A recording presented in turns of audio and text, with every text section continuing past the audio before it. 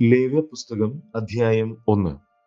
യഹോവ സമാഗമന കൂടാരത്തിൽ വെച്ച് മോശയെ വിളിച്ച് അവനോട് അരുളി ചെയ്തത്: നീ ഇസ്രായേൽ മക്കളോട് സംസാരിച്ച് അവരോട് പറയേണ്ടത് എന്തെന്നാൽ, നിങ്ങളിൽ ആരെങ്കിലും യഹോവയ്ക്ക് വഴിപാട് കഴിക്കുന്നുവെങ്കിൽ കന്നുകാലികളോ ആടുകളോ ആയ മൃഗങ്ങളെ വഴിപാട് കഴിക്കണം.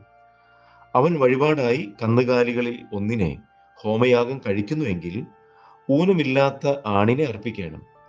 യഹോവയുടെ പ്രസാദം ലഭിപ്പാൻ തക്കവണ്ണം അവൻ അതിനെ സമാഗമന കൂടാരത്തിന്റെ വാതിൽക്കൽ വെച്ച് അർപ്പിക്കണം.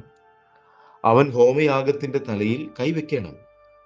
എന്നാൽ അത് അവനു വേണ്ടി പ്രായശ്ചിത്തം വരുത്തുവാൻ അവന്റെ പേർക്ക് സുഗ്രാഹ്യമാകും. അവൻ യഹോവയുടെ സന്നിധിയിൽ കാളക്കിടാവിനെ അറുക്കണം. അഹ്റോന്റെ പുത്രന്മാരായ പുരോഹിതന്മാർ അതിന്റെ രക്തം കൊണ്ടുവന്ന് സമാഗമന കൂടാരത്തിന്റെ വാതിൽക്കലുള്ള യാഗപീഠത്തിന്മേൽ ചുറ്റും തെളിക്കണം. അവൻ ഹോമയാഗമൃഗത്തെ തോലുരിച്ച് ഖണ്ഡം ഖണ്ഡമായി മുറിക്കണം. പുരോഹിതനായ അഹ്റോന്റെ പുത്രന്മാർ യാഗപീഠത്തിന്മേൽ തീയിട്ട് തീയുടെ മേൽ വിറക് അടുക്കണം.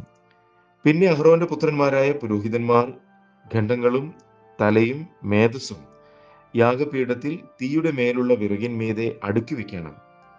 അതിന്റെ കുടലും കാലും അവൻ വെള്ളത്തിൽ കഴുകണം. പുരോഹിതൻ സകലവും യാഗപീഠത്തിന്മേൽ ഹോമയാഗമായി ദഹിപ്പിക്കണം. അത് യഹോവയ്ക്ക് സൗരഭ്യവാസനയായ ദഹനയാഗം. ഹോമയാഗത്തിനുള്ള അവന്റെ വഴിപാട് ആട്ടിൻകൂട്ടത്തിലെ ഒരു ചെമ്പരിയാടോ കോലാടോ ആകുന്നുവെങ്കിൽ ഊനമില്ലാത്ത ആണിനെ അവൻ അർപ്പിക്കണം.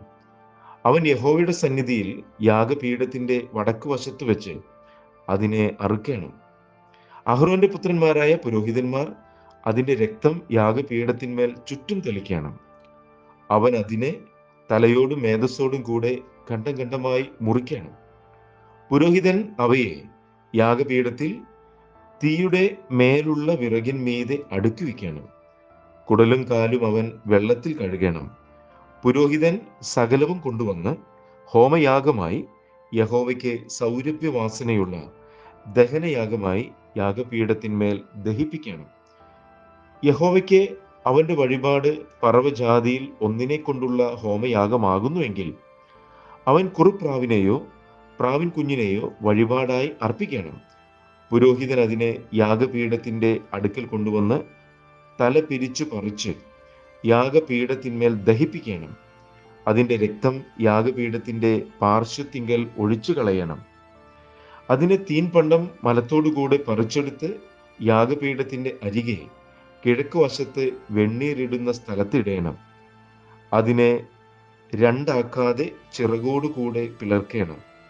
പുരോഹിതൻ അതിനെ യാഗപീഠത്തിൽ തീയുടെ മേലുള്ള വിറകിന്മീതെ ദഹിപ്പിക്കണം. അത് ഹോമയാഗമായി യഹോവയ്ക്ക് സൗരഭ്യവാസനയായ ദഹനയാഗം.